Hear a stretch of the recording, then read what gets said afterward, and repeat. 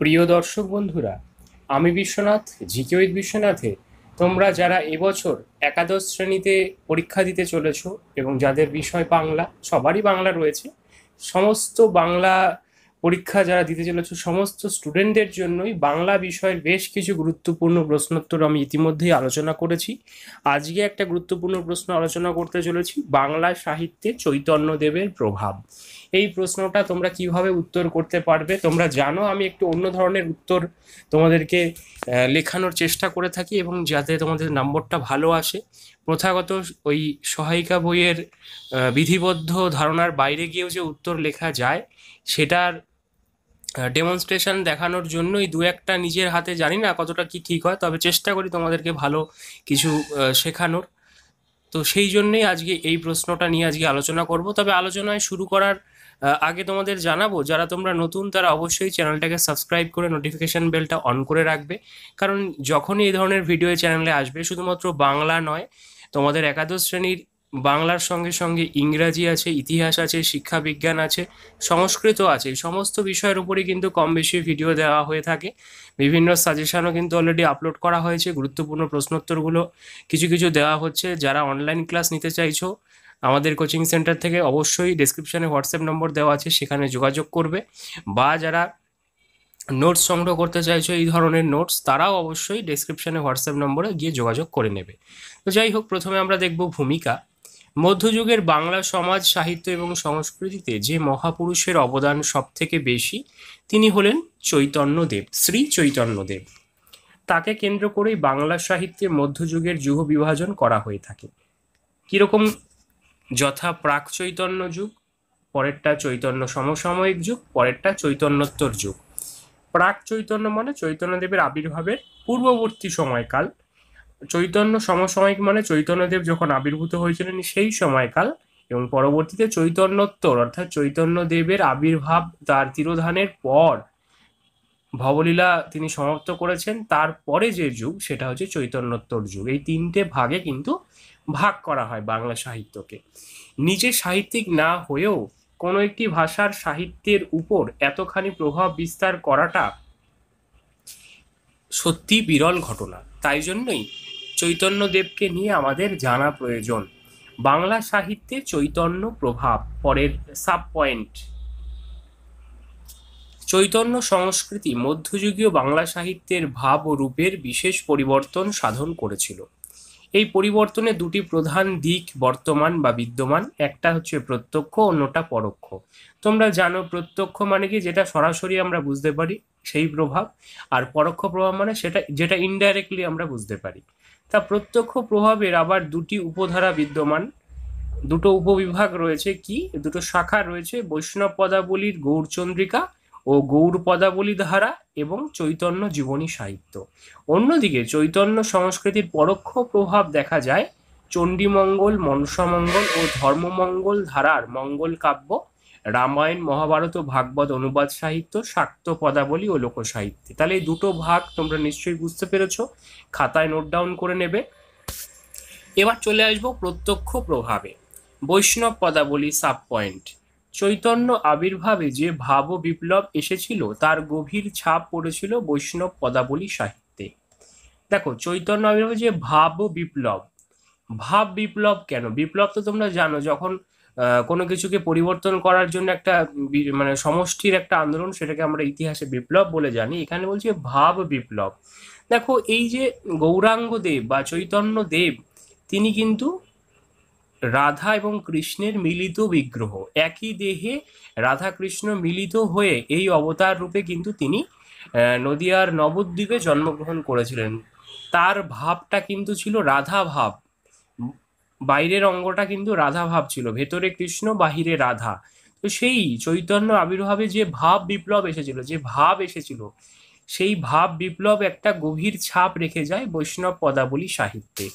প্রাক চৈতন্য যুগে মানব মানবীর পার্থিব প্রেমই ছিল রাধাকৃষ্ণ বিষয়ক পদাবলীর মূল ভিত্তি। চৈতন্য দেবের আবির্ভাবের আগে কি ছিল? মানব মানবীর পার্থিব প্রেম, অর্থাৎ পৃথিবীতে যে সাধারণ যে প্রেমগুলো হয়ে থাকে সেই প্রেমটাই রাধাকৃষ্ণ বিষয়ক পদাবলীর মূল ভিত্তি ছিল। কিন্তু চৈতন্য মহাপ্রভুর আবির্ভাবের পর পার্থিব মানব মানবীর প্রেম পরিণত হয় অপার্থিব রাধাকৃষ্ণ লীলায়, অর্থাৎ সেই প্রেমের একটা স্তরের উন্নয়ন, মান উন্নয়ন ঘটে, সেটা পার্থিব থেকে অপার্থিব প্রেমের স্তরে কিন্তু উন্নীত হয়। অর্থাৎ এটা কিন্তু খুব সাধারণ একটা প্রেম নয়, এটা একটা অপার্থিব প্রেম, যার মাধ্যমে আমরা ভবসাগরের বন্ধন থেকে মুক্ত হতে পারি, সেই পথের হদিশ দেয় কিন্তু এই রাধাকৃষ্ণের প্রেম। এটা একটা বড়সড় ব্যাপার, সেটা নয় অন্য কোনো দিন আলোচনা করব। নব জন্মান্তর ঘটে সমগ্র পদাবলী সাহিত্যের। নব জন্মান্তর মানে নতুন জন্ম ঘটে। শুধু তাই নয়, গৌরচন্দ্র অর্থাৎ স্বয়ং মহাপ্রভুকে নিয়েও রচিত হয় পদাবলীর দুটি বিশেষ শাখা, একটা গৌরচন্দ্রিকা এবং অন্যটা গৌর পদাবলী বা গৌরাঙ্গ বিষয়ক পদ। এই পদগুলি বৈষ্ণব সাহিত্যের নতুন সংযোজন বা নবতর সংযোজন।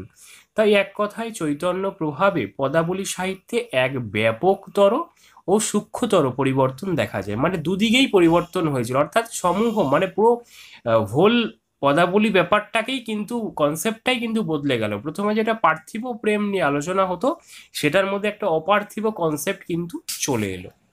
Next point, sub point, Chaitanya জীবনী। চৈতন্য মহাপ্রভুর প্রত্যক্ষ ও সুপরিণত রূপ জীবনী সাহিত্যের মধ্যেই বিকশিত। তার দেবোপম মানে দেবোত্তম যে চরিত্র, সেই দেবোপম চরিত্রকে ঘিরে বাংলা সাহিত্যে সর্বপ্রথম জীবনী সাহিত্য গড়ে ওঠে। অর্থাৎ জীবনী সাহিত্য কিন্তু এর আগে সেভাবে লেখা হয়নি। চৈতন্য দেবী প্রথম সেই ব্যক্তি যার উপর বেস করে জীবনী সাহিত্য লেখা হয়েছিল। সুতরাং নবতর সংযোজনের পরিপ্রেক্ষিতে এই সাহিত্যের ঐতিহাসিক গুরুত্ব অপরিসীম। অবশ্যই বুঝতেই পারছো, প্রথম যেটা হয় তার অবদান কিন্তু সবাই মনে রাখে, তাহলে চৈতন্যদেব সে কারণে স্মরণীয়। বৃন্দাবন দাস তার চৈতন্য ভাগবত গ্রন্থের মাধ্যমে এই নতুন পথের উদ্ঘাটন করেন। বৃন্দাবন দাস প্রথম চৈতন্য জীবনী রচনা করেছিলেন। পরবর্তীকালে কৃষ্ণদাস কবিরাজ সেই পথ অনুসরণ করেই চৈতন্য চরিতামৃত রচনা করেন চৈতন্য জীবনীর ওপর বেস করে। তারপর লোচন দাসের চৈতন্য মঙ্গল, জয়ানন্দের চৈতন্য মঙ্গল বিভিন্ন সাহিত্য এই শাখাটিকে সমৃদ্ধ করে। জীবনী সাহিত্যের এই যে উদ্বোধন, তা পরবর্তীকালেও নব নব আঙ্গিকে বাংলা সাহিত্যকে আরো সমৃদ্ধ করেছে। প্রথম পথ চলা শুরু হয় কিন্তু চৈতন্য দেবের জীবনী দিয়েই, তারপরেই অনেক রচনা এসেছে। এবার প্রত্যক্ষ প্রভাব শেষ হয়ে গেল, আমরা চলে এলাম পরোক্ষ প্রভাবে। মঙ্গল কাব্য হচ্ছে সাব পয়েন্ট। প্রাক চৈতন্য যুগে অর্থাৎ চৈতন্য দেবের আবির্ভাবের পূর্ববর্তী যুগে মঙ্গল কাব্যে মনসা, চণ্ডী প্রভৃতি দেবদেবীর চরিত্রগত সংকীর্ণতা, হিংস্রতা, নিষ্ঠুরতা ও স্বার্থপরতা চৈতন্যোত্তর পূর্বে অনেকটাই হ্রাস পেয়ে এক স্নিগ্ধ দৈব মহিমায় প্রতিষ্ঠিত হয়। দেখো, এটা এক একজনের যেটা ধর্মমত। দেখো, তোমরা মনসা মঙ্গল কাব্য তোমরা জানো, যেখানে সেই দেবী মনসার যে বৃত্তান্তগুলো রয়েছে, সেই স্বামীকে বাঁচানোর জন্য যে লড়াই, বেহুলা লক্ষিন্দরের কাহিনী, যে সমস্ত ব্যাপার, তার মধ্যে প্রচুর হিংসা ক্রূরতা রয়েছে। দেবী মনসা পুজো পাচ্ছেন না বলে জোর করে পুজো নেওয়ার একটা চেষ্টা তিনি করেছিলেন। এই যে ব্যাপারগুলো, এগুলোর মধ্যে কিন্তু একটা হিংসা, সংকীর্ণতা, স্বার্থপরতার মনোভাব ছিল। কিন্তু পরবর্তীতে চৈতন্যোত্তর পর্বে, চৈতন্যদেবের আবির্ভাবের পরবর্তী সময় কিন্তু সেই সমস্ত ওই সংকীর্ণতার গণ্ডি পেরিয়ে পদাবলী সাহিত্য কিন্তু একটা স্নিগ্ধ দৈব মহিমা প্রতিষ্ঠিত হয়। অর্থাৎ একটা সহজ সরল দেবতা কেন্দ্রিক, যেখানে কোনো সেই রকম এই ক্রূরতা ব্যাপারটা নেই, সেই রকম সুস্থ সুন্দর সহজ সরল একটা পদাবলী আহ সৃষ্টির পথে কিন্তু পদাবলী সাহিত্য এগিয়ে যায়। চৈতন্যোত্তর যুগের কবি দ্বিজ বংশীদাসের মনসামঙ্গলে মনসা চরিত্রের উগ্রমূর্তির পরিবর্তে স্নেহ ও স্মৃতির স্পর্শ লাগে। বলছে চৈতন্যোত্তর পরে কিন্তু বংশীদাস একটা মনসামঙ্গল রচনা করেন, কিন্তু সেই মনসা চরিত্রটা অতটা উগ্রমূর্তি ছিল না, তার পরিবর্তে স্নেহ ও প্রীতির স্পর্শ লাগে। কারণ চৈতন্য দেবও কিন্তু প্রেম বিলিয়েছিলেন, তিনি হরিনাম বিলিয়েছিলেন। হরিনাম বিলিয়ে সবাইকে এই পতিত উদ্ধারের জন্য তিনি কিন্তু ঘুরে বেরিয়েছিলেন পথে পথে, নদিয়ার পথে পথে, ব্রজের পথে পথে তিনি এই হরিনাম বিলিয়েছিলেন। তো সেই প্রেমের যে দেবতা, তার স্পর্শেও তো সমস্ত পদাবলী সাহিত্যে লাগবেই, এটা তো খুব স্বাভাবিক, সেটাই এখানে বলা হয়েছে। চণ্ডীমঙ্গলের শ্রেষ্ঠ কবিদ্বয় হলেন মুকুন্দ চক্রবর্তী ও দ্বিজ মাধবের হাতেও প্রতিহিংসা পরায়ণা চণ্ডীর রূপান্তর ঘটে জননী অভয়ায়। অভয়া মঙ্গল তখন রচিত হয় এই চৈতন্যদেবের পরবর্তী সময়কালে। কাব্যের প্রতি ক্ষেত্রেই ধ্বনিত হতে থাকে এক মানবিক সুর। দেখবে সমাজে যেটা ঘটছে সেই সমকালীন সমাজ ব্যবস্থায় যা ঘটে কবিদের লেখায়, লেখকদের লেখায় কিন্তু সেই সমাজ চেতনাই কিন্তু ফুটে ওঠে। অতএব সেই সময়ে চৈতন্যদেবের পরবর্তী সময়কাল চৈতন্যদেব যে মানবিক রূপ দেখিয়ে গিয়েছেন, সবার জন্য তিনি হিতের জন্য তিনি চেষ্টা করেছেন, সেই মানবিক রূপগুলোই কিন্তু পরবর্তীকালে সেই আগেকার যে দেবী চণ্ডী, দেবী মনসার যে উগ্ররূপ, তার ওপরে কিন্তু মানবিক সুর আরোপিত হয়েছে সামাজিক প্রভাব অনুসারে, এবং সেটাই কিন্তু চৈতন্যদেবের এফেক্ট, প্রভাব। এটা একটা বেশ হিউজ প্রভাব, সেটাকে আমরা পরোক্ষ প্রভাবের আন্ডারে রাখছি, পরোক্ষভাবে। এটা জোর করে নয়, কিন্তু পরোক্ষভাবে এটা হয়েছিল। ধর্মমঙ্গল কাব্যেও ধর্ম ঠাকুরের ক্ষমাসুন্দর রূপটি ফুটে ওঠে চৈতন্য প্রভাবিত প্রেমের কোমলতার স্পর্শে। বিভিন্ন উদাহরণ এখানে দেওয়ার চেষ্টা করেছি। তোমরা জানো চৈতন্যদেবের জীবনী, তোমরা যারা শুনেছো যে চৈতন্যদেবের মাথা ফাটিয়ে দিয়েছে, তবুও কিন্তু চৈতন্যদেব তাদেরকে উদ্ধারের চেষ্টা করেছেন। এই যে ব্যাপারটা, সবসময় কি প্রেম দিয়ে সমস্ত কিছুকে জয় করা যায়, ভালোবাসা দিয়ে সমস্ত কিছুকে জয় করা যায়, সেটাই চৈতন্যদেব দেখিয়ে গেছেন তার জীবন দিয়ে। তো সেই কোমলতার স্পর্শ তো চৈতন্য পরবর্তী যুগের সাহিত্যে আসবেই, এটাই তো স্বাভাবিক। নেক্সট, অনুবাদ সাহিত্য। মঙ্গল কাব্যের মতোই অনুবাদ সাহিত্যেও চৈতন্য প্রভাব সুস্পষ্ট। ব্যক্তি চৈতন্যদেবের উচ্চ আদর্শই বাঙালি কবিকে অনুরূপ আদর্শ এক চরিত্রের সন্ধানে নিয়োজিত করেছিল। রামায়ণ, মহাভারত, ভাগবতের কবিরা চৈতন্য প্রভাবিত বৈষ্ণব ভাবধারায় প্রভাবিত হয়েছিলেন। তাদের কাব্যের পরিবেশ, চরিত্র ও মৌলিক কাব্যরস সেই মতো নিয়ন্ত্রণ করেছিলেন। এর ফলে বঙ্গানুদিত বাংলায় অনুদিত রামায়ণ, মহাভারত, ভাগবত ইত্যাদি মহাকাব্যিক গরিমা ম্লান হয়ে গেলেও প্রেম ও ভক্তিরসে জারিত এই কাব্যগুলি বাঙালির গার্হস্থ্য আলেখ্যে পরিণত হয়। কাশিরাম দাসের মহাভারত অনুবাদ তারই এক উজ্জ্বল স্মারক। দেখো, বলে দিচ্ছি ব্যাপারটা একটু বেশ স্ট্যান্ডার্ড ভাষায় আমি দেওয়ার চেষ্টা করেছি। দেখো, তোমরা বড় হচ্ছে, একটু স্ট্যান্ডার্ড ভাষা তোমাদের শিখতে হবে। আমি বুঝিয়ে দিচ্ছি যে মঙ্গল কাব্যের মতোই অনুবাদ সাহিত্যে চৈতন্যের প্রভাব কিন্তু বেশ দেখা যায়। এই যে বিভিন্ন অনুবাদগুলো হয়েছিল, রামায়ণ, মহাভারত, কাশিরাম দাসের যে মহাভারত, সেই অনুবাদগুলো কিন্তু দেখো সম্পূর্ণ হুবহু যে মহাভারত, সেই মহাভারতটার রিমেক কিন্তু করেছিলেন কাশিরাম দাস, কিন্তু সেটাকে বাংলার মতো করে তিনি রিমেকটা করেছিলেন। বাংলার মতো করে রিমেক করেছিলেন বলেই সেটা প্রাঞ্জল হয়ে উঠেছিল, বাঙালি সেটাকে নিজের আপনার বলে ভাবতে পেরেছিল, এই অর্জুনকে নিজের ঘরের সন্তান ভাবতে পেরেছিল। তারপরে যে রামায়ণ যেটা অনুবাদ হয়েছে, সেইগুলোও কিন্তু আমাদের ঘরের ছেলে রাম, ঘরের একজন সতীসাধ্যী স্ত্রী সীতা, এই ব্যাপারগুলো কিন্তু এই বঙ্গানুবাদগুলো যখন বাঙালির মতন করে যখন প্রেমমূলকভাবে যখন লেখা হয়েছিল, সেটাই কিন্তু উজ্জ্বলভাবে বাঙালি সাহিত্যের মধ্যে কিন্তু একটা বিশাল জায়গা নিতে পেরেছিল। কিন্তু এই জায়গাটা কি করে এলো, এই ভাবনাটা কি করে এলো, চৈতন্য দেবের যে জীবনী, সেই জীবনীর ওপর বেস করেই কিন্তু সামাজিক যে পট পরিবর্তন হয়েছিল, সমাজের সমস্ত লেখকদের চিন্তাধারার যে পট পরিবর্তন হয়েছিল, তার প্রভাব কিন্তু অনুবাদ সাহিত্যে পড়েছিল, এবং যেটা কিন্তু খুব প্রয়োজন ছিল। না হলে ওই গদবাঁধা রামায়ণ মহাভারতের যে কঠিন শ্লোকের সমাহার নিয়ে কিন্তু সেই রামায়ণ মহাভারত এতটা জনপ্রিয়তা পেত না, যদি না সেটা বাঙালির মতো করে অনুদিত হতো। এটা শুধু বাঙালির মতো নয়, যে কোনো ভাষায় কোনো কিছু অনুবাদ কিন্তু সেই ভাষার মতো করে করতে হবে। শুধুমাত্র আক্ষরিক অনুবাদ কিন্তু সেটাকে সঠিক দিশা দেখাতে পারে না। তোমরা বাংলা ভাষায় বিজ্ঞান যে প্রবন্ধটা আগের ইয়ারে মাধ্যমিক যখন দিয়েছিলে, পড়েছিলে, সেখানেও কিন্তু রাজশেখর বসু এটাই দেখিয়েছিলেন যে আক্ষরিক অনুবাদ কিন্তু সঠিক অনুবাদ হয় না, একটা ভাবানুবাদের প্রয়োজন হয়। তো সেই ভাবানুবাদ কিন্তু করেছিলেন এই কাশিরাম দাস, এই সমস্ত লেখকেরা, যার ফল কিন্তু বেশ ভালো হয়েছিল, সুদূরপ্রসারী হয়েছিল। এবং এর কারণ কি ছিল? চৈতন্য দেবের যে আবির্ভাব হয়েছিল, চৈতন্য দেবের যে প্রেমের ভাবধারায় তিনি যে প্রচার করেছিলেন, তার কারণেই কিন্তু এগুলো ঘটেছিল। নেক্সট আমরা দেখব শাক্ত পদাবলী, সাব পয়েন্ট। চৈতন্য মহাপ্রভুর সার্বভৌম প্রভাব ও তার প্রবল ভাবের জোয়ারে শাক্ত সাহিত্য তার স্বাতন্ত্র্য সম্পূর্ণ রক্ষা করতে পারেনি। কোনো কোনো সমালোচক মনে করেন শাক্ত পদাবলীর বাৎসল্য রসের পদগুলিতে ও উমা সঙ্গীত অর্থাৎ আগমনী ও বিজয়া গান চৈতন্য প্রভাবিত বৈষ্ণব গীতিকবিতার ক্রমল স্নিগ্ধতা অনুভূত হয়। এই যে আগমনী বা বিজয়ার গান, এই সমস্তগুলোতেও কিন্তু একটা প্রেমের ছোঁয়া কিন্তু এসেছিল। এই যে তোমরা মহালয়া শোনো, এই যে মহালয়ার যে গানগুলো রয়েছে সেই গানগুলো কিন্তু প্রেমমূলক, ম্যাক্সিমামই প্রেমমূলক গান।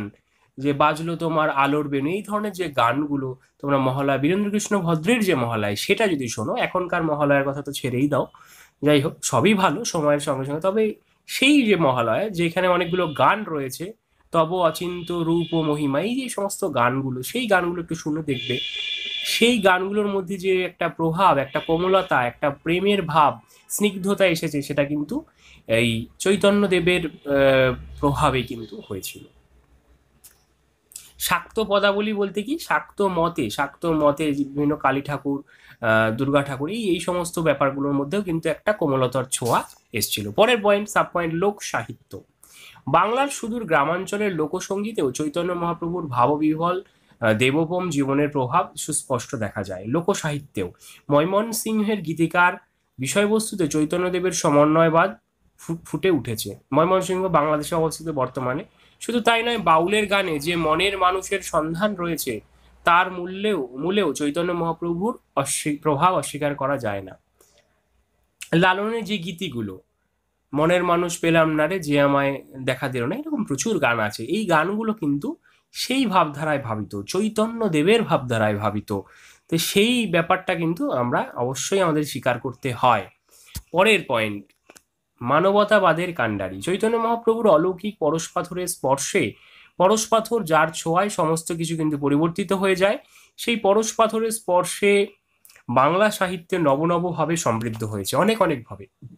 বাংলা সাহিত্য তার এই প্রভাবের ঐতিহাসিক ফলশ্রুতি সুদূর প্রসারিত, মানে এখনো সেটা বিস্তৃত হয়ে আছে।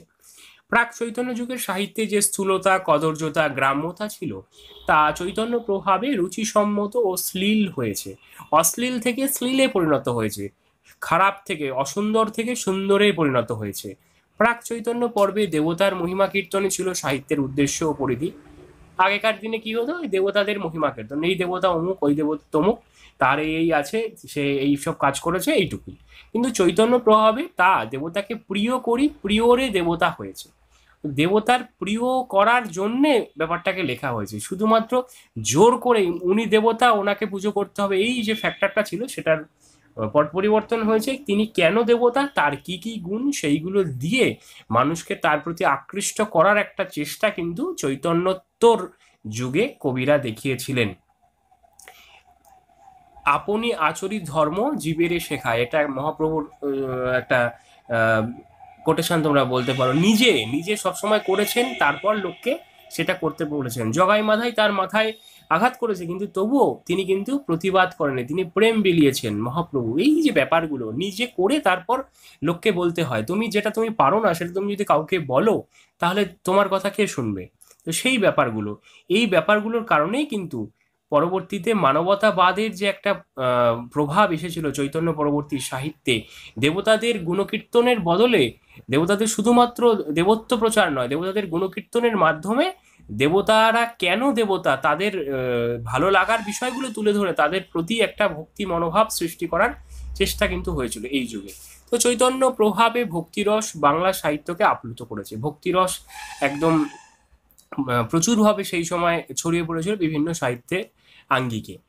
একদম একদম শেষের দিকেই চলে এসেছি। প্রকৃতপক্ষে চৈতন্য মহাপ্রভুর প্রভাবেই বাংলা সাহিত্যে মানবতাবাদের জয় ঘোষিত হয়েছে, অর্থাৎ মানুষই শ্রেষ্ঠ, মানুষই হচ্ছে শ্রেষ্ঠ, মানুষ মানুষের জন্য একটু সহানুভূতি, এই সমস্ত গানের লাইন সবই কিন্তু ওই চৈতন্য ভাবধারায় ভাবিত হয়েই। আমাদের সবাইকে সবার প্রতি সমব্যথী হতে হবে, সেটাও তো একটা প্রেম, সেই প্রেমটা তো দরকার। সেই প্রেম না হলে আর এই সমস্ত এই পার্থিব প্রেম থেকে অপার্থিব প্রেমে আমাদের স্তরায়ন হবে কি করে, সেই ধাপগুলো কিন্তু আমাদের পেরোতে হবে।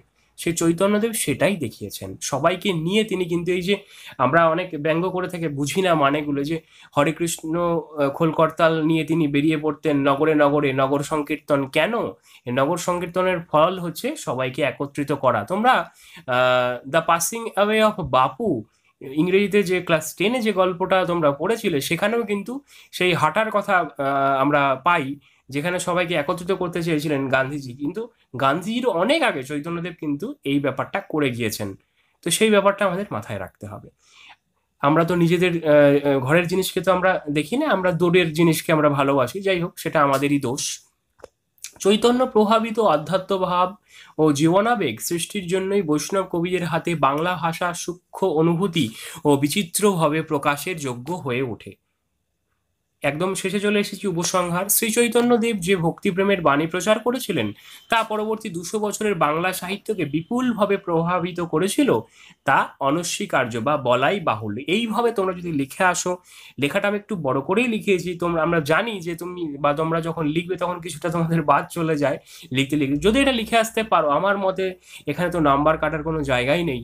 তোমরা নিজেরাই বিচার করবে বা তোমাদের যারা টিউটর আছে তাদেরকেও দেখাতে পারো যে স্যার এরকম একটা পেলাম, এটা কি ঠিক? অবশ্যই তোমরা আমাকে কমেন্ট বক্সে জানাও এরকম ভিডিও যদি তোমাদের আরও দরকার হয়। আর তোমরা যদি কেউ নোটস সংগ্রহ করতে চাও, সাজেশন সংগ্রহ করতে চাও, অবশ্যই ডিসক্রিপশনে হোয়াটসঅ্যাপ নম্বর আছে, যোগাযোগ করবে। আজ আসি, পরের ভিডিওয়ে আবার দেখা হবে। ধন্যবাদ।